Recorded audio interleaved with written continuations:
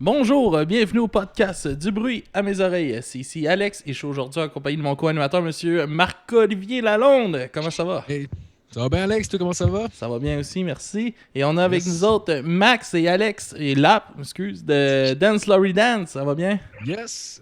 Ben oui. Yes, sir. Ben oui. Yes, content de vous avoir avec nous autres aujourd'hui Ben ouais, merci d'être là, les gars. pour l'épisode. Ben, ça fait plaisir. Merci à toi de nous inviter, à vous.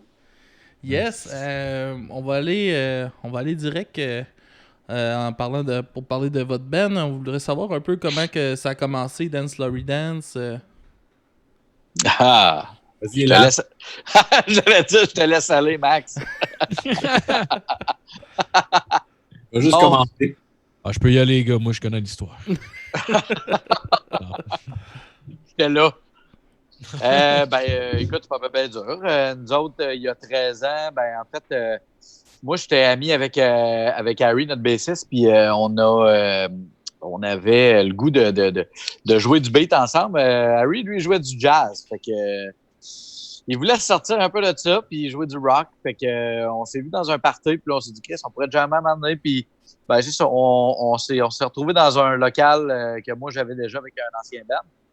Puis on a jammé avec un autre guitariste qui est plus là, qui était là à l'époque, Benoît. Puis on se salue, Benoît. Et on n'avait pas de chanteur. En fait, Ben, c'était un chanteur déjà, puis il avait le goût de juste jouer de la guitare. Fait que j'ai appelé Max, qui est un ami d'enfance. J'ai demandé d'essayer de venir là, juste pour le fun. Puis c'est parti de ça. Ça fait 13 ans qu'on joue ensemble. Eh oui. On a changé de guitariste quelques fois dans la première année. Genre, Ah, ouais? dans la première année, genre 3. Ah, ouais, ça fait. Ouais, quand même, ouais. C'était-tu votre choix à vous ou c'était à eux, genre? Je pense que c'est un choix naturel. Ouais. Ça fitait À un pas. moment donné, ils ont bien vu que ça marchait pas. Puis, il y en a un qui est parti dans des circonstances weird. Un coup de pied au cul à Max, puis on l'a plus jamais revu. Ah, ouais? Tu t'es battu avec? Non, pas vraiment battu. Là. C'est un show qui a mal fini, puis il est parti, puis il a oublié sa guide dans le taxi, puis on l'a jamais revu. Là. Mais, Oh, ouais. mais c'est correct, tu sais. Je veux dire, personne n'a fait le cas, là, tu sais. On a continué sans lui, puis c'était correct, là, tu sais. Sélection naturelle qu'on appelle. Ah, c'est clair. Ouais, ça prend une chimie, I guess. Là. Ouais, exact. Puis, tu sais, il amenait pas vraiment. Tu sais, puis, je veux dire, j'ai jamais revu ce gars-là. Fait que c'est pas out of respect ou rien. C'est juste que Ouais. il amenait rien vraiment au band. Puis, nous, on y amenait rien à lui. Fait que, naturellement, je pense que il est parti. Puis, il a juste plus jamais reparlé. Comme... Ouais. C'est weird, hein? Je sais même pas c'est quoi son vrai nom. Avez-vous gardé Mais avez-vous gardé à Git? Non, La non, guide, non, on mais sait faut pas, dans lui. Ah, pour Lui, vrai? il était chaud, man. Puis, il a pris le taxi. Puis, il a débarqué dans, je pense, que c'était au scanner. Puis, il a jamais pris sa guide. Ah, Puis ouais. il l'a jamais retrouvé. Ouais, c'est ça. C'est ce type de personne-là, tu sais, que... Une bonne branche à avoir dans un band. Ouais, exact. Puis là, c'est ça. Après ça, on a trouvé, Étienne. Étienne, lui, il jouait du beat déjà avec Max. Fait qu'à un moment donné, on est allé le voir sur son lieu de travail. Qui était l'Ozone Laurier, c'est ça? Ouais. Ouais, il travaillait dans un bar qui s'appelait l'Ozone Laurier. L'ozone. Spécialiste de reggaeton. Il travaillait là, puis il est embarqué dans le band, puis il est avec nous depuis. Ah, nice. Voilà. C'est ça. Fin du Nice. podcast. Ben, merci les gars, c'était cool. Mais c'est venu comment le nom, Dance Laurie Dance? C'est pas trop conventionnel, mettons, comme nom. On était à notre premier local de pratique. Il était à côté d'un bar de danseuses à Québec qui s'appelle Lady Marianne. Ah, le fameux. Ce bar. Notre premier local était littéralement là, à 10 minutes à pied du Lady Marianne. Fait que c'est notre bar de quartier. C'est devenu, on allait prendre des bières là après nos jams ou whatever. Puis on s'est fait des amis, évidemment. Puis à un moment donné, on avait un premier show qui s'en venait. On avait besoin d'un nom. Puis on était aux danseuses. On avait des amis danseuses. On était dancers. On avait bu. Fait que ça donne un nom spécial. Exact. Ah, c'est cool. Et nous, ça doit être Mais dole aller au. c'est ça, on s'est fait amis avec des artistes. Ouais. Puis, c'est ça. Des artistes qui étaient plus payés que nous. Hein. Ouais, ça, oui. Ils ont une bonne place pour faire de l'argent, en tout cas. D'ailleurs, toutes ces filles-là doivent être médecins ou quelque chose comme ça, parce que c'était Ils étaient tout toutes pour aux les études. études. Ah oui. Ah, c'est clair. Ou au bro bouffe. Ouais. Ou bien ils sont pognés à Toronto, on sait pas. Ouais, c'est ça. Ça doit être des queens. Hein. Non, ouais. Ça mange de la pizza puis des gosses. Ah, Non. au déjeuner. Oui. Ben, Yes, puis ça, là, vous commencez à faire pas mal, Comme comme commencer cover à de la- faire beaucoup de shows. Ouais, non, mais de la promo Non. un peu pour votre album qui s'en vient. Un premier album en français. Y a-t-il une raison pourquoi que vous enlignez sur un album en français? C'est assez simple, puis même un peu plate, c'est que ça nous tentait. Fait que, y a Ok. pas Ouais, je me rappelle, on a fait comme un souper à un moment donné, puis on a dit bon, qu'est-ce qu'on fait? On arrête ou on fait quelque chose d'autre? Puis c'est ça. Ça nous tentait, on voulait l'essayer. C'est comme une nouvelle expérience, puis tu sais, il y en a sûrement qui vont se dire, ben peut-être pas là, mais au début, quand on l'annonçait à des chums, des fois, ils étaient là, c'est pour les subventions, c'est pour ça, c'est pour. Non, c'est parce que ça nous tente, tu sais, puis on aimerait vraiment ça ouvrir pour la chicane. Fait que, Ah ouais. Le rêve est tout Quatre bête. Ben, balles. moi, je me rappelle que vous l'aviez annoncé durant un show au Club Soda en 2017. Là. hey, puis, hey, savez-vous ce qui est drôle? C'est que Max, en 2017, genre, il a fait cette annonce-là en disant, en blague, on se revoit en 2021, puis Ah, Chris. j'ai pogné le show tantôt. C'est 2022. C'est drôle, Yes. Écoute. T'es pas loin. Ah, Ça dépend ouais. du COVID. Hein?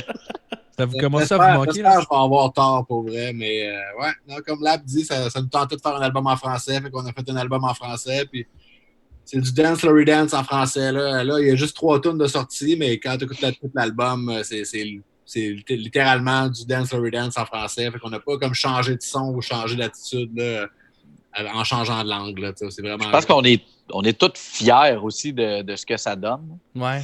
Tu sais, on va se le dire, là, le plus gros du travail, c'était pas mal plus Max qui l'avait dans ce cas-là, parce que nous, en tant que musiciens, c'est sûr que quand tu composes du beat, tu composes du beat. Tu sais, pour nous, on n'a pas composé du beat pour qu'il soit en français. Non, c'est ça. Nous, on a fait comme si on faisait un album anglais, comme espagnol, français, on s'en crisse, là. Non. Mais Max, lui, il avait tout à transposer ses idées en français, puis c'est un gros défi parce que le français, ça peut paraître assez rapidement cucu ou tu sais, quétaine, ouais, quétaine, puis tu sais. Hey, parce que ouais, c'est tellement précis comme langue que ça peut venir assez rapidement. Soit que tu as l'air de pas chanter comme tu parles, ou ça devient justement peut-être un peu quétaine, ou des fois ça devient trop colon, justement. Fait que trouver la balance, des fois, c'est ça qui était un peu tricky, là, mais bon, je pense qu'on a réussi, mais ouais, c'est plus difficile parce qu'il faut. Honnêtement, moi, j'ai été inspiré des rappers, là, particulièrement genre, les chums de la Claire Ensemble, mettons, qui étaient comme, nous, on rappe comme on parle, tu sais. Ouais. C'est un peu genre cette espèce d'approche-là qu'on a essayé de pogner pour les paroles de l'album, c'est ça, là, de vraiment essayer de plus y aller comme on parle. Fait que c'est sûr que des fois, tu écoutes les paroles une première fois et tu comprends pas toutes, mais c'est normal parce que je ne vais pas dire ce que tu es, tu sais, je veux dire ce que t'es, tu sais. Puis aussi pour chanter, la prononciation puis tout ça, c'est différent aussi. Là. Ça doit être un autre défi pour toi à faire. C'est plus facile. C'est plus facile. Ça, rendu là en studio, c'est plus facile qu'en anglais. C'est la langue maternelle. Fait que c'est pas. Ça, c'est moins compliqué un peu qu'en anglais. Il faut comme. Mine de rien, moi, je suis pas parfaitement bilingue. Là, fait qu'en studio, il fallait comme que temps que je pense un peu, j'utilise le mot comme faux. C'est un peu plus... On a souvent travaillé avec des gens anglophones. Ouais. Pour genre donner un cue direct en studio, dire ce mot-là, tu l'as manqué, fait qu'on recommence, whatever. Tu sais, quand tu vas jouer au Saguenay ou, je sais pas, moi, en Beauce ou même à Québec ou à Montréal, tu sais, À Montréal, un peu plus, mais tu sais, même si l'accent n'est pas super parfait, c'est pas grave, mais tu sais, nous, on allait justement à Montréal, Ontario, les States, tu sais, Europe anglophone. C'est sûr que rendu là, faut que Max fasse vraiment attention, tu sais.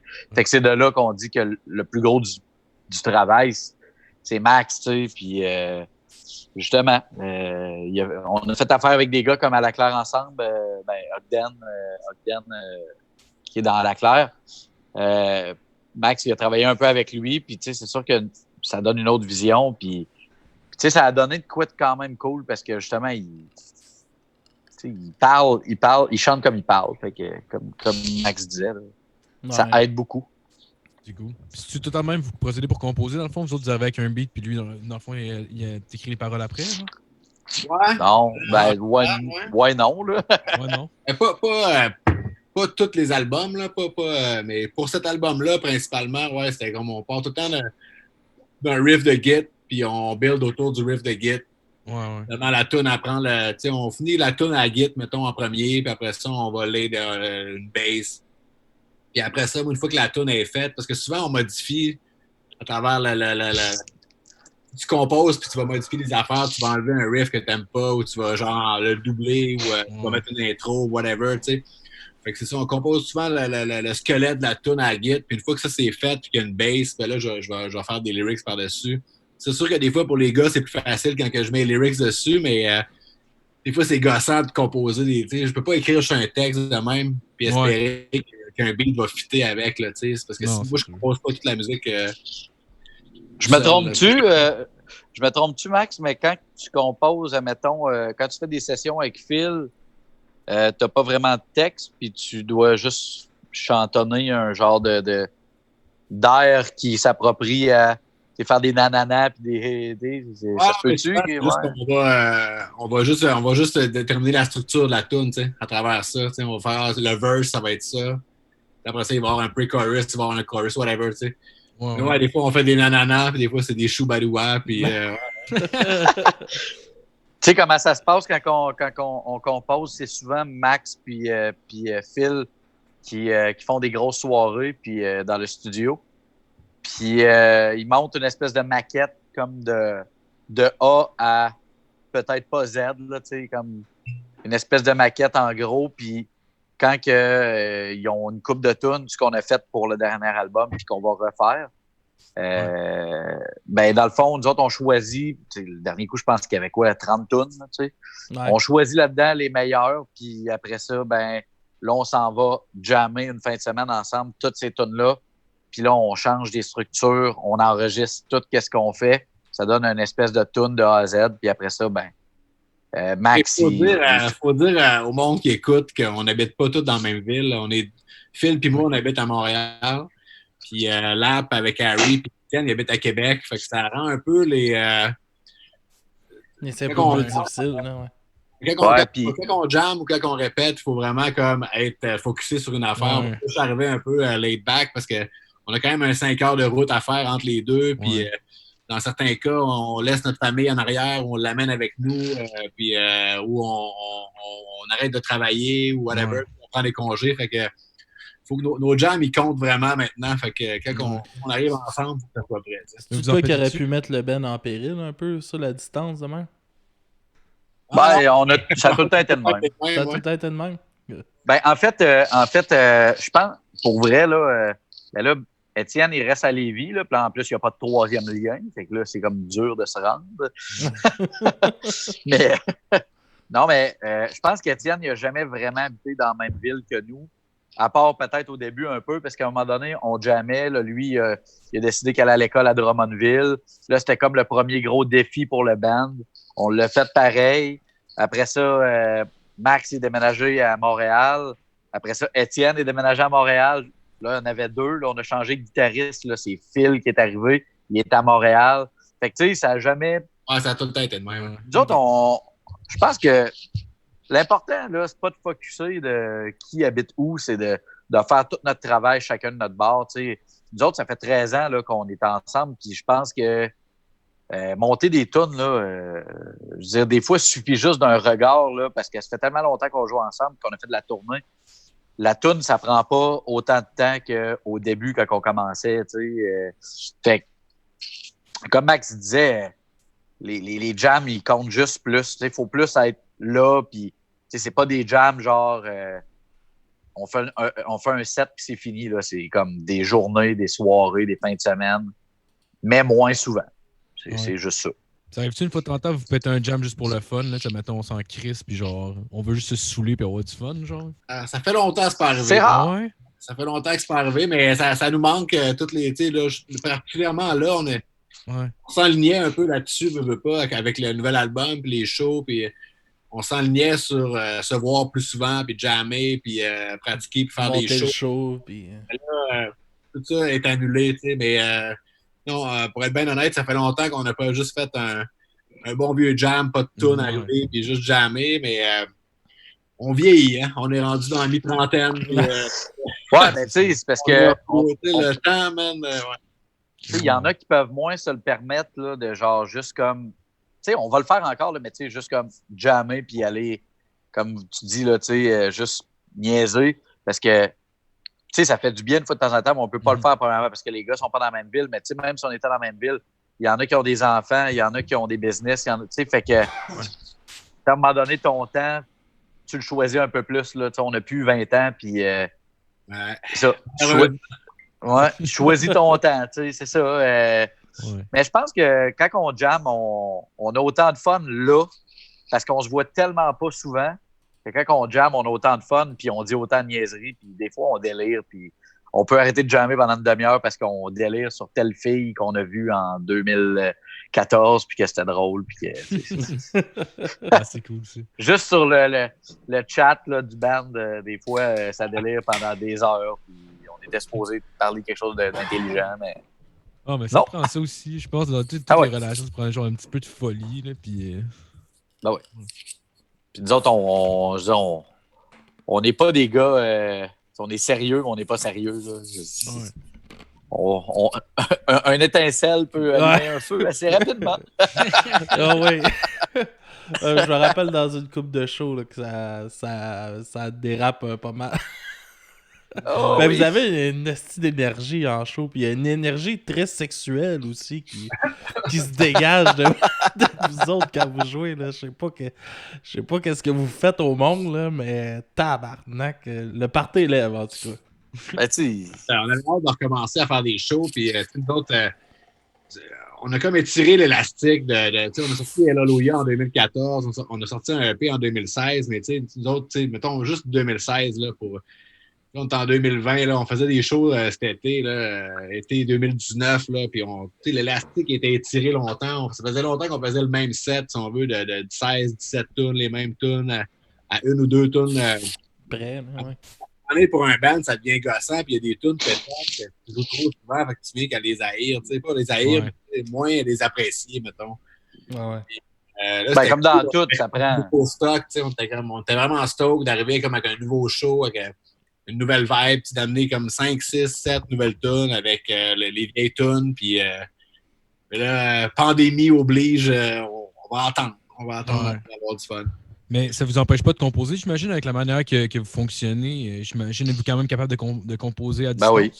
Ouais, on continue. C'est sûr que c'est pas un temps très inspirant. En tout cas, moi, je parle personnellement. Là, c'est un espèce de temps un peu weird où c'est pas des vacances, c'est pas, c'est comme un peu forcé. Fait que, puis on peut pas vraiment se voir non plus. Fait que, normalement, moi, je voyais Phil, puis il venait chez nous, j'allais chez eux, puis c'est ça la beauté de la technologie maintenant, c'est que les home studios, on met ça dans un sac à dos, là, tu sais. Ouais.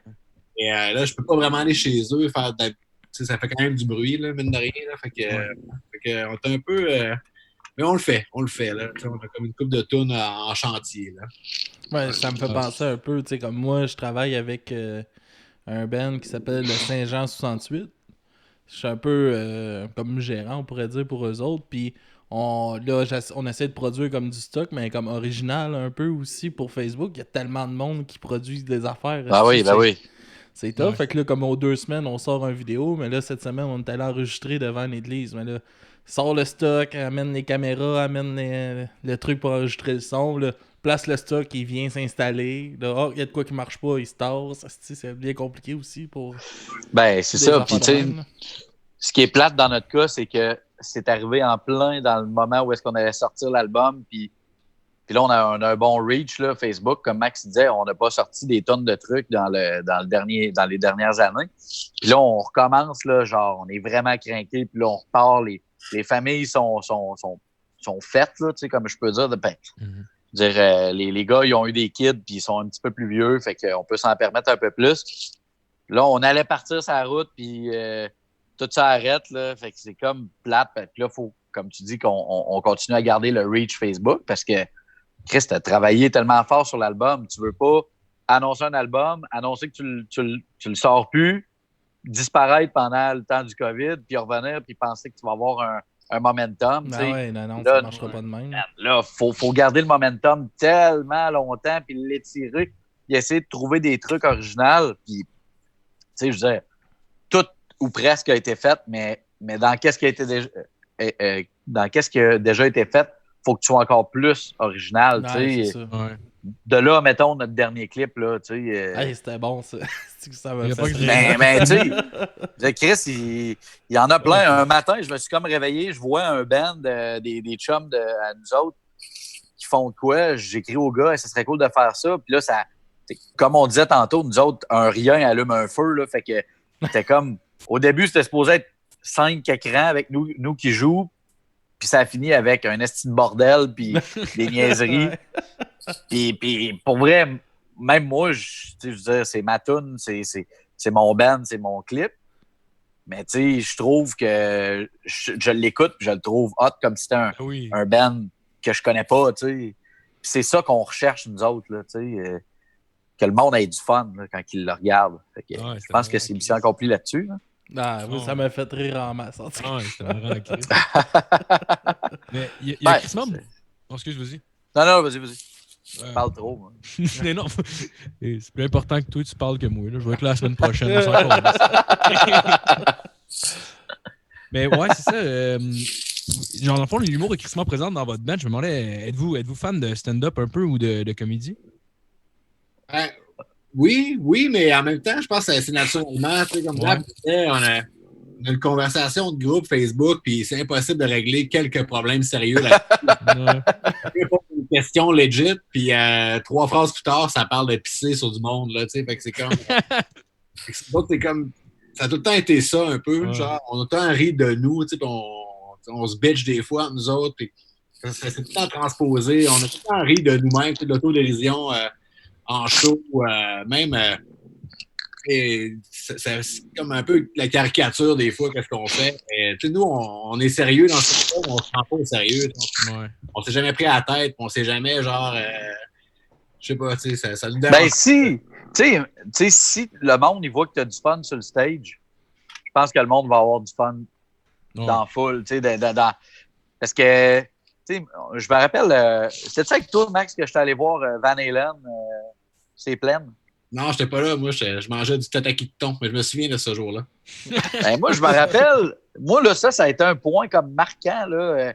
Ah ouais? J'étais allé voir le show, puis tu sais, j'en ai vu des shows, puis moi, je suis un gros fan, mettons, des shows de Kiss, puis Motley Crue, puis tout ça, tu sais. C'est des shows, là, tu sais, Alice Cooper. Puis j'ai vu, ben, c'est parce que moi, je suis allé voir Van Halen, puis là, j'ai fait comme, fuck, man, ça m'a comme, genre, allumé un peu, là, que, tu sais, c'est pas des average guys que le monde veut le voir, c'est comme, c'est un spectacle avec du monde c'est surréaliste, tu sais. Le gars, il arrive, man, il a 70 ans, puis il est assis sur une grosse ballonne gonflable en forme de micro, man, puis il donne des kicks dans les airs, puis les gars, tu sais, c'est cave, là, mais tu sais, ça rajoute quelque chose dans le show. Puis, tu sais, mettez-vous à. Tu sais, moi, je me mets à la place de quelqu'un qui est dans notre show. Il veut pas comme voir Dancer Dance. Les gars, ils bougent pas vraiment. Puis, c'est un peu moyen, tu sais. Moi, quand je vais voir un show, qu'il y a des pétards, puis qu'il y a du monde qui saute partout, là, tu sais, ça m'allume bien plus. Ça, c'est un show. Là. Exact. Et pour revenir à la question, moi, j'ai quand même fait 13 ans d'improvisation, man. Ah ouais? Ouais, j'ai fait de l'impro pendant 13 ans. Les jogging, puis tout, là, ouais. Ah ouais? T'aimais ça? Ben, j'imagine. J'en aurais pas fait 13 Ouais, ans. c'est ça, j'ai comme réalisé en le disant. Non, je suis obligé. L'impro, comme avoir un band. Tu sais, pendant des années, tu fais ça devant personne. C'est-à-dire, tu pratiques, puis là, tu joues dans des locales éclairés au néon, puis là, tu joues devant 3-4 personnes, puis soudainement, à un moment donné, moi, j'ai joué à, je sais pas si vous connaissez ça, la Ligue universitaire d'improvisation à l'Université Laval, mais tu sais, c'est comme à Québec, c'est comme une des plus grosses ligues, puis tu sais, là, on jouait devant du 300-400 personnes à chaque soir, puis tu sais, c'est sûr que c'était un bon feeling de... Man. Et moi, j'avais comme amené un peu cette espèce de vibe-là au début du band, parce que moi, j'en faisais depuis longtemps, tu sais. C'est comme un peu resté, là, surtout les espèces d'entretunes où je dis n'importe quoi. Là. Mais à un moment donné, je disais tellement n'importe quoi que je fallait que je fasse ma gueule. Là. Mais... Ouais, tu partais déjà avec une aisance sur scène, j'imagine. Tu joues devant 300-400 personnes, c'est comme tu vas peut-être chanter, on sait pas. Non, c'est ça. Fait que j'ai comme amené un peu ça dans le band, mais c'est ça. Des fois, ça allait trop loin. Fait que là, maintenant, on fait ça plus tôt. Oui, donc, Ouais. Capable de doser. Ouais. Ça m'intéresse de savoir, c'est quoi le moment le plus gênant que tu as vécu en improvisation? Que tu as eu le plus honte? En impro, man. Alors, je sais pas, honnêtement, là, c'est weird à dire. J'en ai fait vraiment longtemps, j'en ai fait vraiment beaucoup. Mais j'ai pas beaucoup de souvenirs, tu sais. C'est comme un peu fucked up. Mais j'ai des souvenirs de tous les parties, puis tout le monde avec qui j'en ai fait, mais des souvenirs d'improvisation, j'en ai pas tant que ça. Ah ouais? Je sais pas, c'est comme. C'est vraiment genre, tu passes à autre chose tout le temps, tu sais. T'es tout le temps en train de. Mais il doit y avoir plein de moments honteux, là. Ouais, ben, écoute, j'ai jamais fait d'impro, mais à voir comment Max il en faisait ou que je suis déjà allé en voir. Je pense que le cerveau, il fait comme. Il cloche vite, là, genre. Ouais. C'est comme ça se passe Il tellement faut que vite tu dans le sois cerveau. allumé pour faire, Exact, faire de exact. l'impro. Un mauvais show avec le band, tu sais, à un moment donné, tu peux pas non plus faire, tu sais, ça arrive, là, on a fait des estis de show de marde, nous autres, là, puis où, après le show, on avait honte d'avoir fait ce qu'on a fait, tu sais, et, tu sais, tu bâtis pas là-dessus, tu l'oublies, tu passes à autre chose. Ouais, ça, c'est faut pas que tu Ça fait focuses partie du sur ça. processus. Là. C'est comme, c'est la vie, là, tu sais, mais... Ah oui. Non, c'est Moi, impossible. je pense à mes affaires d'impôt, mais là, tout ce qui me vient en tête, c'est des affaires qui n'ont pas rapport avec... Je sais tellement à quoi tu penses. Ouais. Genre la fois que tu t'es fait sucer sur le moche. Non, Quand t'as quitté, ton dernier show d'impro à vie. Ouais, ça, c'était pas pire, ça, me semble. C'était pas Ben, pire. c'était pas. Ben, je sais pas si tu veux que je le dise. Là. C'est sur Internet, le Mark Gina, là. Ah, ok, oui, c'est bon. Je peux le dire. Ouais, Vas-y. Vous connaissez le Punch Club ou c'est quoi Ouais, je connais le Punch Club. Le Punch Club, là, c'est dans les premières éditions du Punch Club. Puis moi, j'arrêtais de faire de l'impro. Moi, c'était mon dernier match d'impro. C'était décidé dans ma tête. Je me suis dit, dans tout ce que j'ai jamais fait dans une game, je vais le faire là. Fait que là, j'ai mangé une top. Puis là, j'ai fait un mangina. Je sais pas c'est quoi un mangina. Ouais. J'ai fait un mangina, mais j'ai fait le panier de fruits aussi. Oh, J'ai quand même gagné joueur du match. Ah ouais? T'as montré ton back mangina. Il me semble qu'il y avait pas mal de monde en plus. C'était Ah, j'aime ça. Vous rappelez-vous votre premier show? Ouais, c'est flou, mais oui. C'est flou. Je pense que je me rappelle plus des comme 2-3 premiers shows. Là, mais tu sais, le premier c'était au Lévisien, right? C'est ça? C'est ça. Je m'en rappelle, mais on a joué comme 25 minutes, puis c'était sûrement même pas droit, puis il y avait du monde, c'était cool, mais... Ouais. Rappelez-vous. Je me rappelle plus, genre, du 2 ou 3e show qu'on était allé jouer à Trois-Rivières, puis que ça, on le raconte tout le temps, que Max s'est pété une bouteille. On était genre dans un espèce de party privé d'une fille, puis elle nous avait invités dans un bar qu'elle avait loué pour l'occasion. Puis je pense que le propriétaire, il s'attendait pas à un band de rock, puis nous autres, on s'attendait pas à un party privé avec du monde un peu... c'est ça, qui s'attendait pas à ça. Puis Max s'est pété une bouteille de bière sur la tête, puis là, le gars, il était en tabarnak, puis il a fermé les breakers pour qu'on arrête de jouer, puis nous autres, on voulait pas arrêter de jouer. Puis, on s'est fait crisser dehors, puis après, on est allé prendre une bonne vieille brosse monumentale. C'est ça. T'es-tu fendu le crâne avec la bouteille? Ben non, pas cette fois-là, mais c'est comme un genre de signature move. J'avais comme trouvé une façon de me péter des bouteilles de bière sur la tête sans me faire mal, tu sais. Ah ouais? Fait que ça flash, mais tu sais, puis mais je le faisais. Ça a des conséquences. Là, à un moment donné, on faisait un show au Dagobert à Québec, puis à partir de là, ça s'est mis à mal aller, mon affaire, puis je prends une bouteille, je viens pour le faire, puis ça pète pas, tu sais. Mais quand que ça pète pas, c'est là que ça fait mal, tu sais. Là, j'ai un deuxième shot, puis là, elle pète pas encore. Là, la troisième shot, elle a pété. Fait que là, on continue le show, tout ça, puis moi, j'ai quand même les cheveux longs. Fait que, là, à un moment donné, j'ai comme du sang dans le cou, puis, mais là, je me saoule, puis on se drogue, puis toute la patente. Là, le lendemain, tu sais, je me touche, puis c'est pas cool, là, tu sais, j'ai comme un amoncellement de vitres avec la...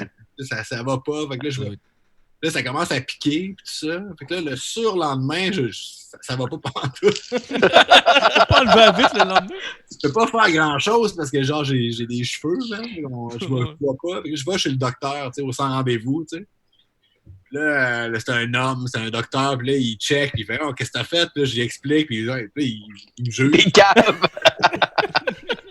Il m'a comme rasé juste un spot, là, tu sais, puis il a enlevé du verre avec des pinces. Puis il m'a fait 2-3 points de suture, puis il dit ben, on recommence pas.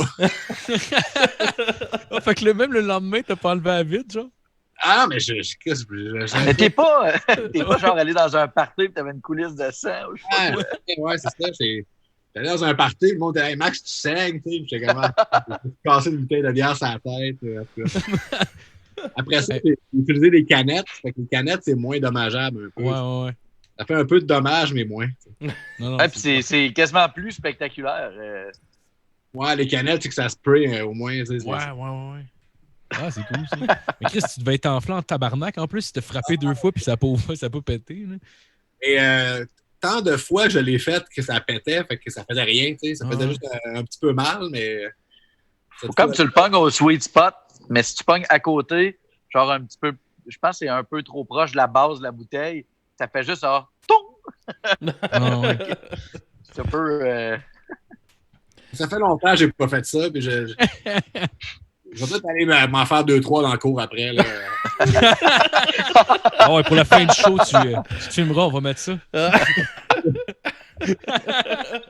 Avec une quille, ça va être une boule max, une 10.1. Est-ce que vous voulez nous parler un peu de la fois que vous avez ouvert pour Metallica?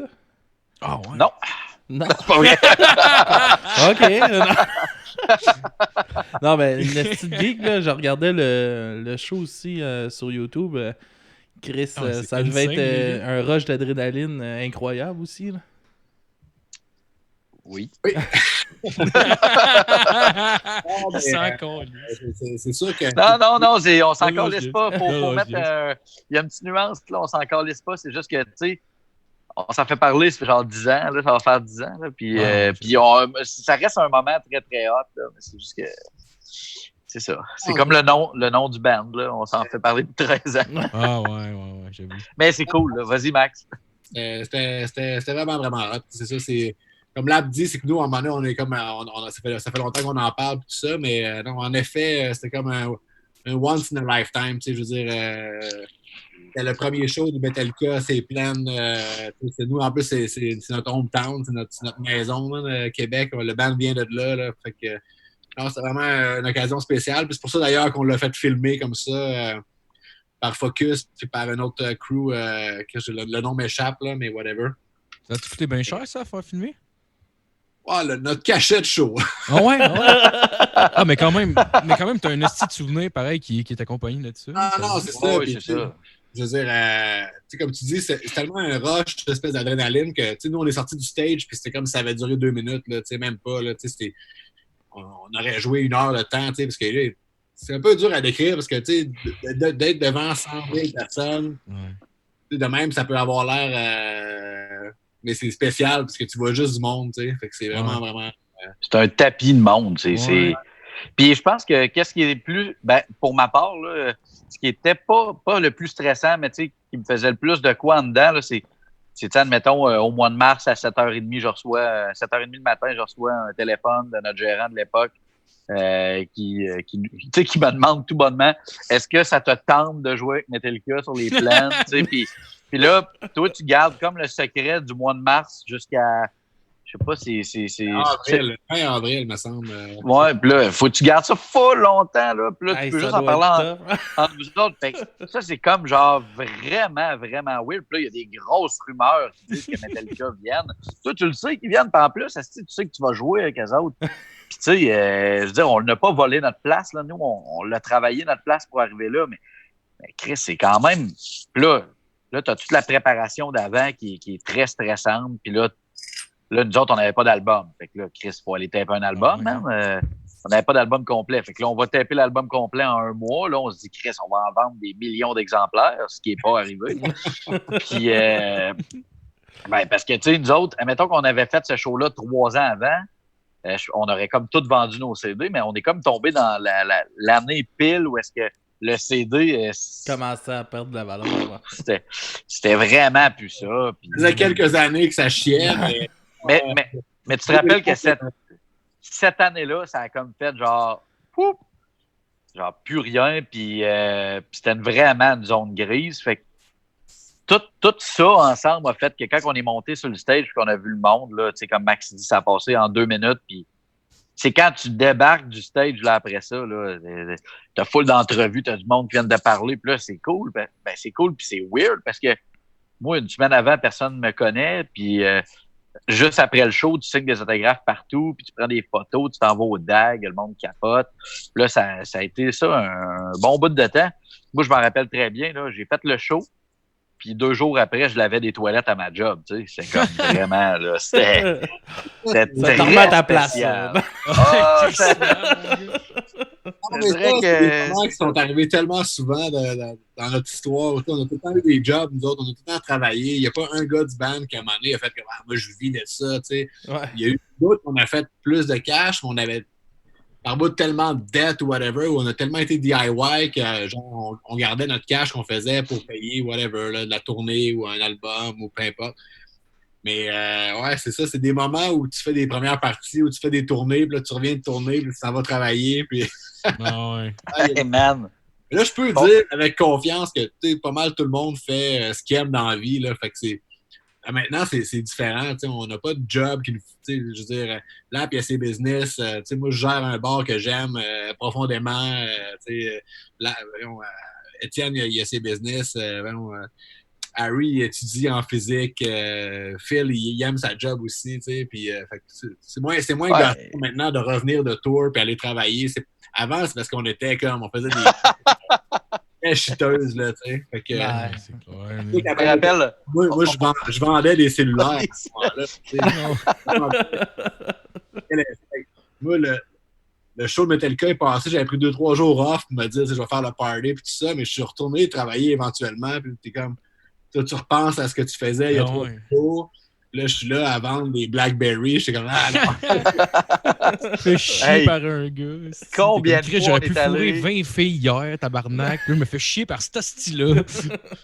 C'est ça. Le nombre de fois qu'on a fait des shows, genre, que c'était quand même nice, puis qu'on a fait des nuits blanches, puis qu'on est allé porter Max à sa job, tu sais, tout croche, man. Puis il y a une photo qui traîne à quelque part. Je sais pas où cette photo-là, mais Max, il a de l'air déchaussé, bien raide. Puis Chris, il était au travail. Puis ce style-là, il était quand même vendeur du mois tout le temps. C'est que... J'ai mes réserves là-dessus, là, mais... La patate qui pompe, aussi. Un excellent vendeur, mais c'est ça. Ah, ça devait être raide, ça. Travailler les services à la clientèle, genre, avec le public, je veux dire, puis genre, être comme décollé. Mais je pense que, genre, no joke, man, une grosse majorité de bandes ou même d'humoristes, ou n'importe qui fait de l'art en général, tu sais, t'as pas le choix d'avoir des jobs pour payer tes bills puis espérer avoir une qualité de vie. Parce qu'à un moment donné, même si tu fais du cash avec une toune, ça se pourrait que tu n'en fasses pas avec l'autre d'après. C'est éphémère, là. C'est éphémère. S'il y en a, tant mieux pour ceux pour qui ça marche. Puis c'est des privilégiés. Puis on les envie. Puis tant mieux pour eux autres. Mais nous, ça n'a jamais été notre cas. Il y a des passes qu'on a fait plus de cash que d'autres, mais jamais assez pour que les 5 gars, on tire la plug. Puis on vit on part de ça, là, ouais.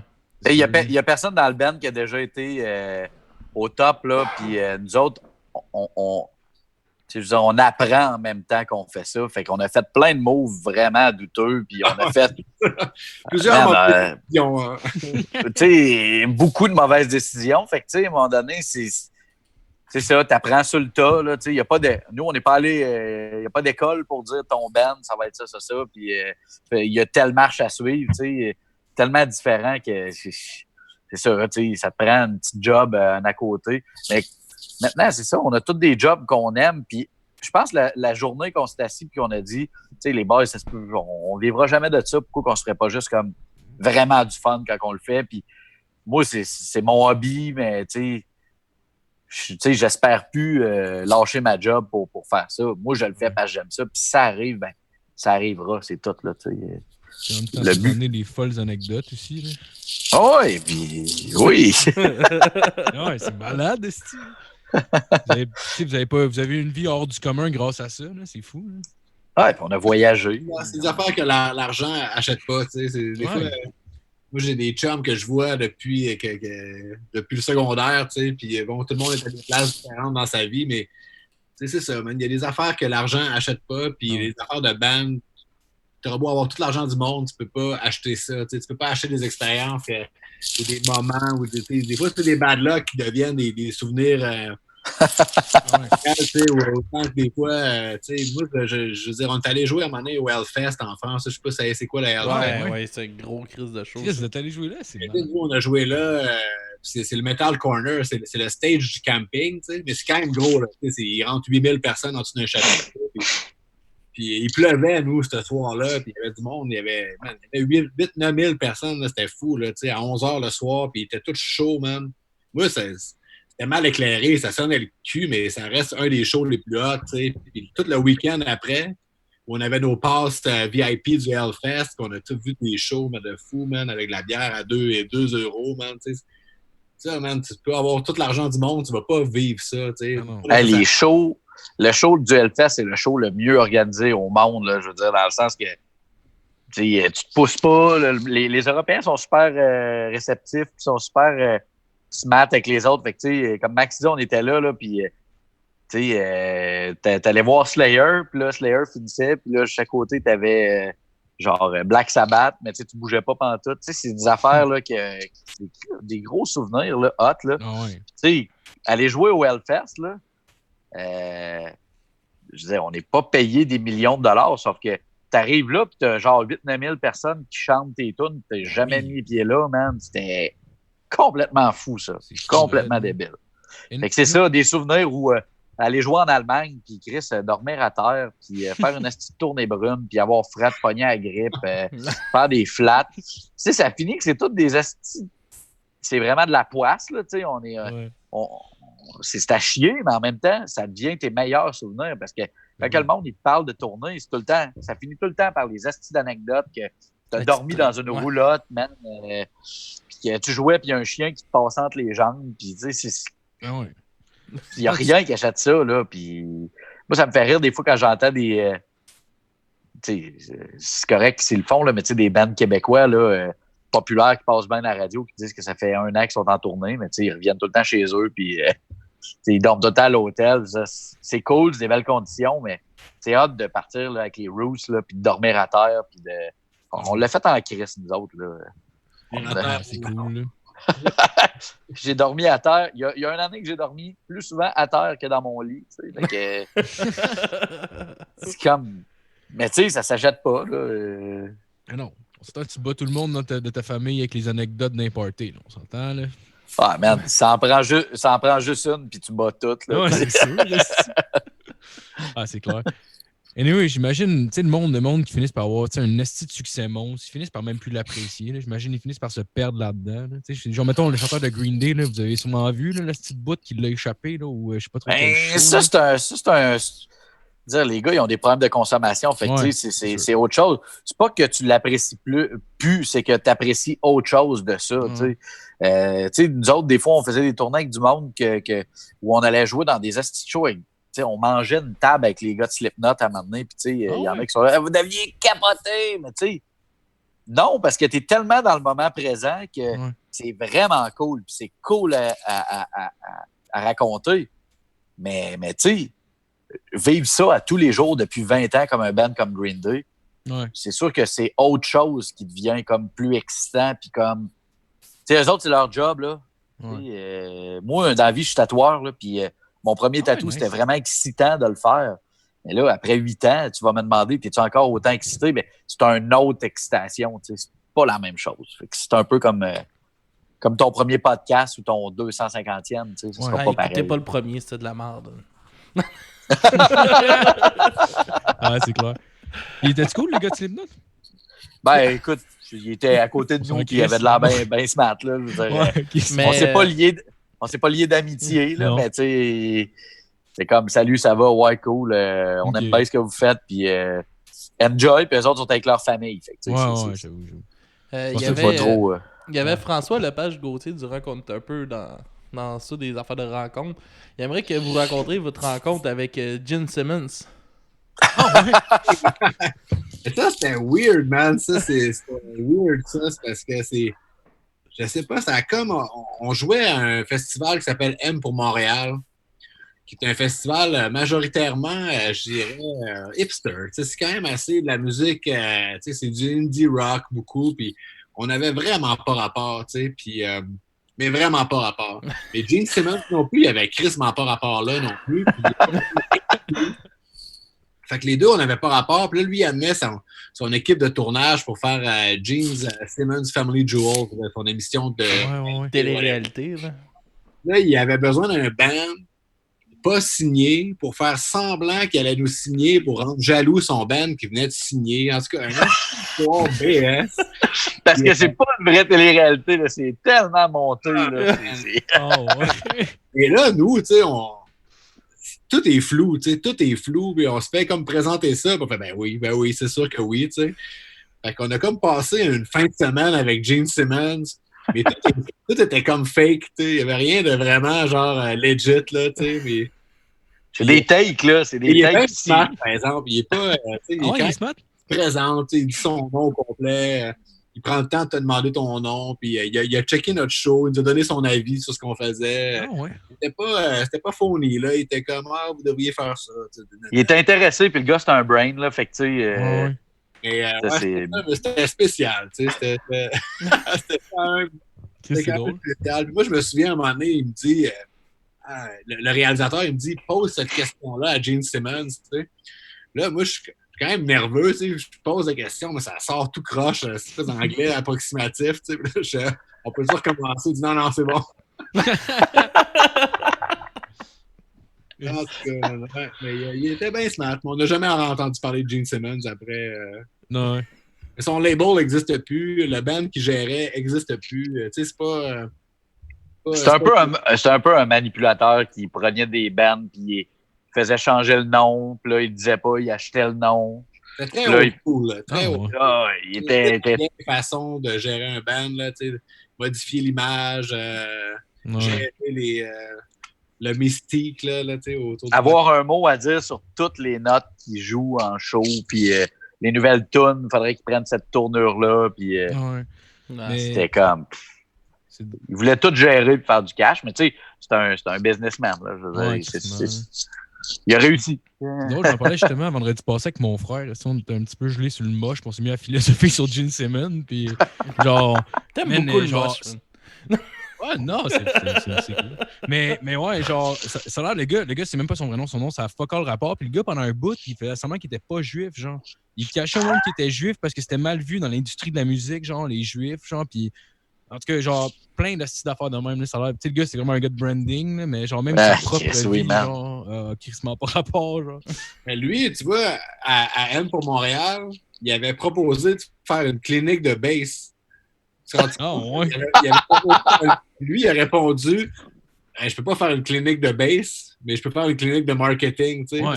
Le gars, man, c'est encore liste, il joue 2 notes. Là, tu sais. Ben oui. Peut-être 4. Là, tu sais. Peut-être aucune.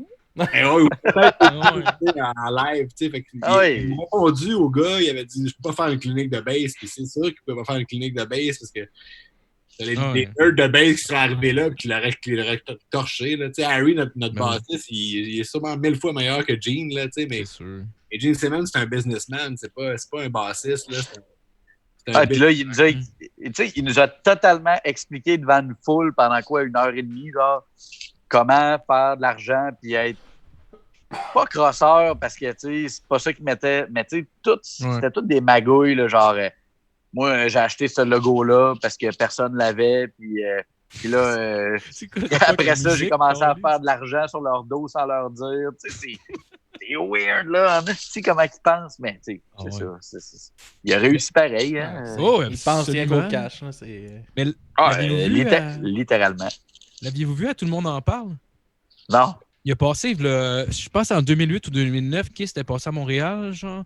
OK. Il est passé avec Paul Stanley, puis c'était comme Paul Stanley qui essayait de parler... non, c'était Gene Simmons qui essayait de vendre tous les produits de Kiss possibles. Là. Il parlait de l'album Sonic Boom. C'était comme, OK, on a 3 CD. On a un CD, un Greatest Hits, un DVD de show. Puis là, il y avait juste Paul Stanley. Non, mais on fait ça pour les fans. Puis, écoutez, c'est legit juste Gene Simmons qui vend tout. Puis Paul Stanley est juste là pour, non, mais là, on pense aux fans. Ouais. C'est ridicule.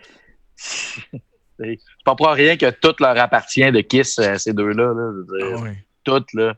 Ils vont faire de l'argent avec tout. Mais pensez-vous que c'est pour ça qu'ils ont kick out Peter Criss et Ace Frehley, genre? Ben, je pense que c'était plus des problèmes. Ben, Peter Criss, il me semble que c'était plus raison. Je pense qu'il y avait mal dans les mains ou de quoi de genre, là. Puis en plus de ça, c'est sûr qu'il y avait moins de redevances. Fait qu'à un moment donné, ça l'a fait chier. Puis Ace Frehley, c'est beaucoup, il y a beaucoup de consommation, lui. Beaucoup. Là, fait que... Mais à un moment donné, c'est sûr que l'argent a fait chier. Là. Je sais qu'il n'y avait pas toutes des parts égales. Là, fait que... Mais j'ai pas lu leur biographie. Là. Ils ont toutes des biographies respectives. Vraiment des versions différentes eux-mêmes. Là, fait que... Ben, c'est ça. Fait que c'est comme tout le temps un peu...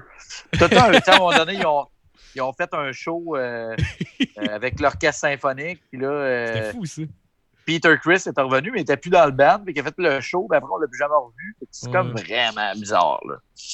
Ouais, Chris, ça serait malade, genre, qui t'explique. Non, mais moi, le truc, là, Ace Frehley, il avait signé des papiers, mais c'était pas des vrais papiers. Oui, c'est ça. Après, c'est ça le truc. On a tous gardé le cash. Ben, ça se peut, tu sais. Ouais, ça se peut, en Chris. J'ai fait signer ça à Ace Frehley quand il était complètement torché, puis... Je l'ai sur le smack, mon chum.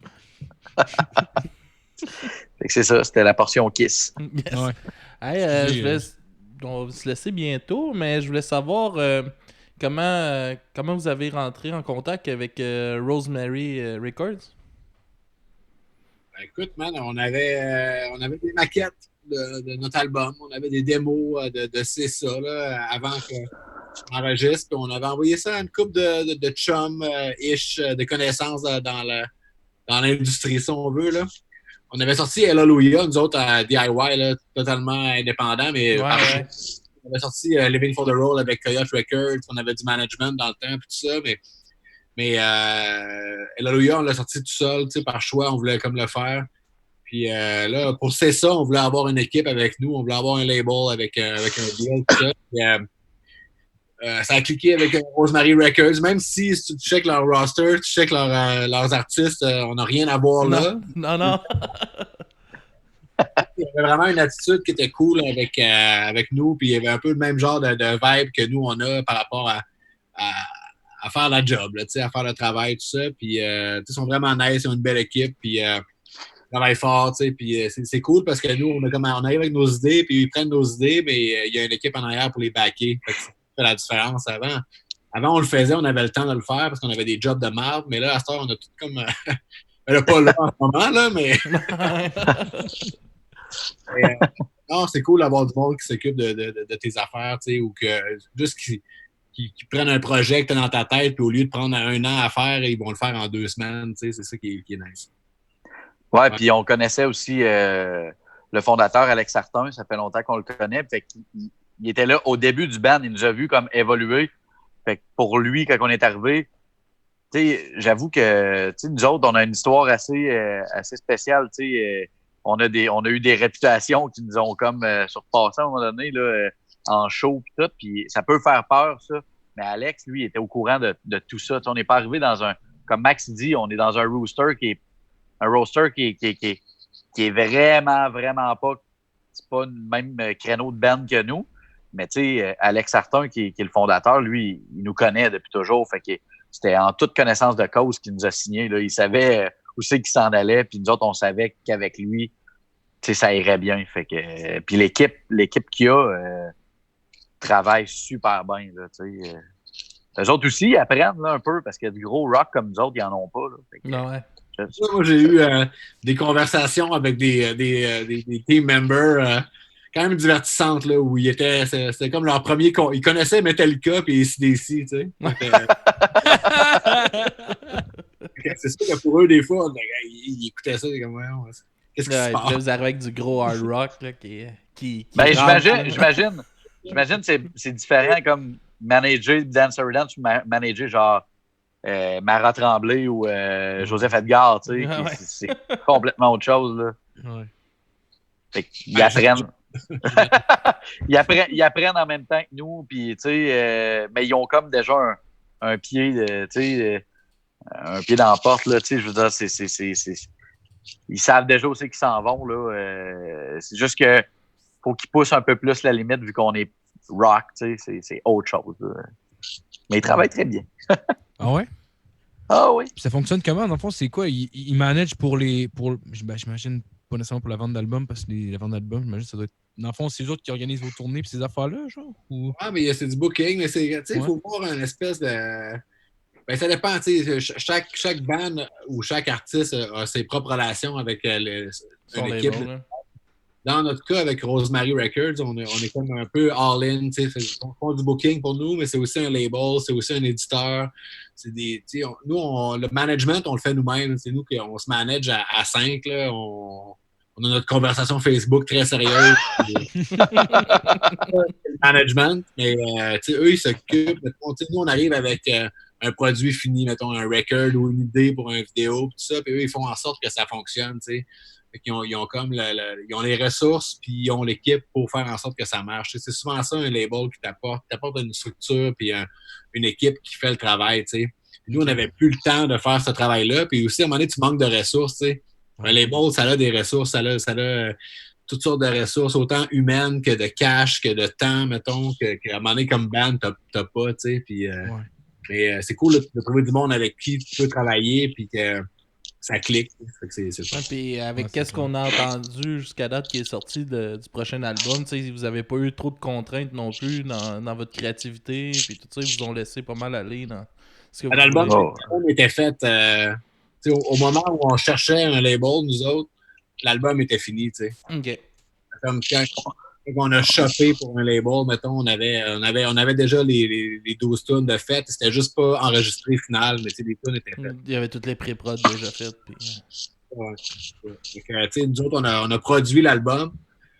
Fait qu'il n'y a pas eu de tant de contraintes, mais nous, on est allé avec quelque chose d'assez on a, même dans le mastering, dans le mix, on est allé avec des places où genre quand tu écoutes des playlists, mettons, de musique des fois, puis tu arrives sur Dance or Dance, ça change un peu de ton, mais c'était voulu. On voulait pas faire de quoi de comme tout le monde fait. Fait qu'on a fait de quoi d'un peu différent. Fait que on vit avec. Ben, c'est cool. Ça vous démarque, c'est Ouais, c'est ça. Avec ça. Ah, mais je pourrais te poser une dernière question, Alex? Ouais, vas-y. Ouais. Dans le fond, j'aimerais savoir, ce serait quoi votre show le plus trash que vous avez eu, là? Ça l'aura ça. Non, ouais? Ça l'aura ça en 2010. Ah ouais? Ouais, ça, c'était trash en tabarnak, ouais. Le backstage du Vélirium. C'est surtout les... Je te dirais que, pour moi, là, c'est surtout les backstage qui sont très trash là, après. Ah ouais? Sinon, ben, le pendant, c'est sûr que un show très, très, très, très, très trash qu'on a fait, c'est à la Petite Grenouille à Lévis, à l'époque où que ça marchait. On a comme joué pour l'anniversaire du 5-0, cinquième anniversaire, je pense. Puis le 5-0, c'est des chums à nous. Puis on est arrivé là-bas. Ouais, c'est un skate shop, un peu comme un Exo Shop, mais version Rive-Sud. Puis on est arrivé là-bas, puis c'était jam-pack, mon gars, mais jam-pack, c'était fou. Puis le monde achetait des pichets de bière pour nous les tirer. Ah, et ça, nous, on n'aime pas ça, parce que ça brise notre gear. Mais le monde était déchaîné. Il y a des vidéos, si tu marques Dance or Dance petites grenouilles Lévis. Oh, oui. Ces petites grenouilles 2011, là, si tu checkes des tunes comme Living for the Road ou Burning Hot, ou, c'est fou, man. Tu vois des jets de bière arriver sur nous, mais c'est des pichets. Le monde achète des pichets. Les pichets étaient à 6$ de Bud Light. Les gens achètent des pichets et ils lançaient des pichets de bière, man. C'était dead, tu sais. Ça, c'était fucked up. Mais la Salarossa, c'était différent. La Salarossa, c'était nous autres. On était tous fucked up. Tout le monde était chaud, drogué. Une drogue bizarre, genre? Il y avait tout nu, man. Le monde faisait de la poudre, side stage, puis là, il me disait, vive pas de la poudre. T'es là avec ta base. Pendant le show, tu sais. Après, moi, je travaillais à Roquette depuis 2012, puis je me souviens, j'avais commencé à travailler avec une collègue de travail quand on a commencé à travailler ensemble, elle avait comme. Je sentais qu'elle avait comme un puis j'étais comme, qu'est-ce qui se passe? Puis elle était là, mais écoute, je t'ai vu à ce show-là. Puis moi, je suis allé voir mes amis qui étaient à la première partie. Puis après 3 tunes, je suis parti. J'ai jamais vu de quoi d'aussi trash que votre band. Ben, ça me fait penser. Tu sais, un autre show, tu sais, des shows comme ça, comme. Je sais pas si vous avez connu, vous autres, le Palace à Québec. Le bar, le Palace. Là, non, je connais pas beaucoup Québec, personnellement. Ben, à Québec, il y avait un bar qui s'appelait le Palace dans le parc industriel à Vanier. Là, puis c'était quand même populaire. Là, ils décident de faire des shows dans ce bar-là, qu'il n'y avait jamais eu vraiment de show. Mais pendant qu'il y avait un bar ouvert à genre 10$. Là. Fait que... Ah ouais! Moi, ce jour-là, j'ai pris mon seul bouillon. Tu sais, prendre un bouillon. Tu sais, quand tu te baignes, tu prends un bouillon de bière, man. Je me suis tellement que le monde me versait de la bière dans la face, man. Ah ouais, t'as-tu vomi sur le stage, genre? Non. Pas cette fois-là. À Dolbeau, j'ai vomi sur le stage. Ah ouais? J'ai eu la brillante idée de manger une grosse poutine juste avant de jouer. Puis là, on buvait. Puis là, à un moment donné, je dégueule dans le mic, tu sais, tout ça. On jouait avec nos bons amis de Mute. Ils jouaient après nous. Puis là, je voyais chanter dans le micro. J'étais comme... Je l'ai dit après. Chris, il a dû le sentir toute la nuit. On jouait, à un moment donné, on jouait dans une microbrasserie qu'on était chum avec eux autres, puis ils nous donnaient vraiment trop de bière, puis je pense que c'était à Noël, le coup de genre, puis les gars, on gerbait sur le stage parce qu'on buvait trop de bière. Je sais pas si tu te rappelles ce fois-là, Max. Le premier Woodstock en Beauce, là. Le premier Woodstock en Beauce, je pense que c'était en 2011, là. Puis, man, ça, là, le monde, man, il était, 2-3 heures l'après-midi, le monde était chaud raide. Ah ouais. Là, la sécurité en pouvait plus de retenir, le monde chaud raide, ça se lançait des bières. Mais, il y a eu quand même quelques shows trash. Quand on y pense, ça nous revient, puis un jour, on va écrire un livre là-dessus. Ah ouais. Ça va être votre de dirt, les gars. Vous auriez une petite bio, en tout cas.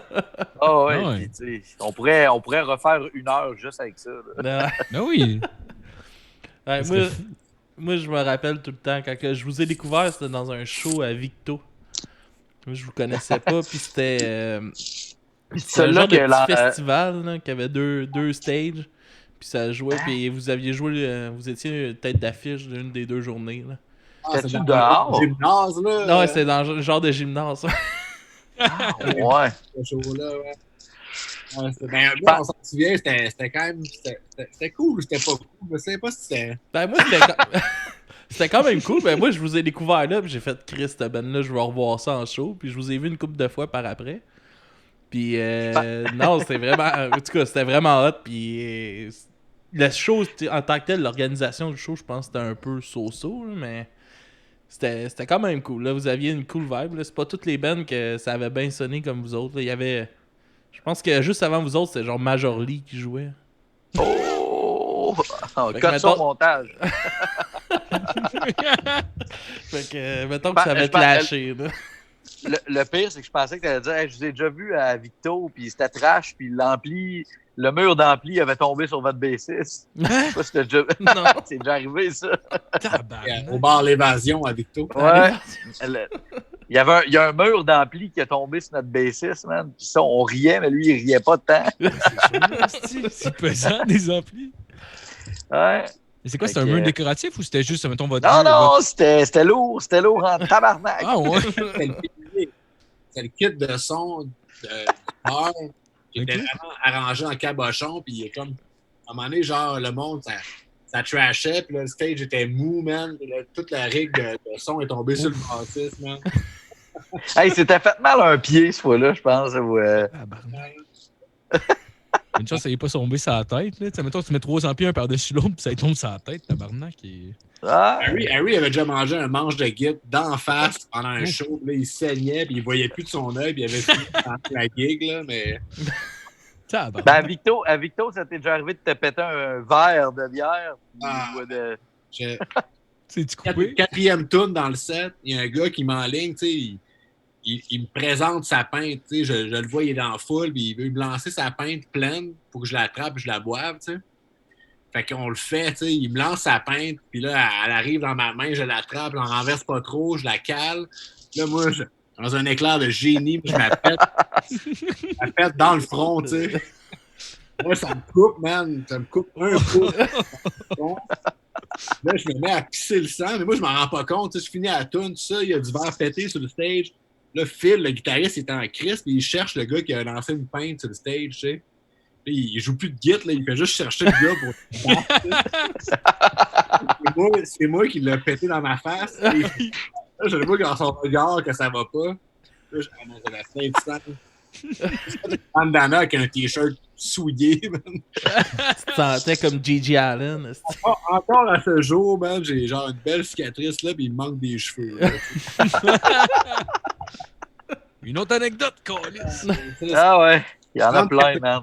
34 ans, j'étais fier, là. Mais oui! C'est malade.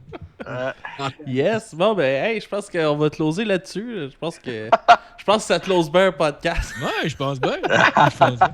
Yes, on va se laisser sur 2 de vos chansons. Je vais vous laisser les choisir, les gars. Choisis-en une, là.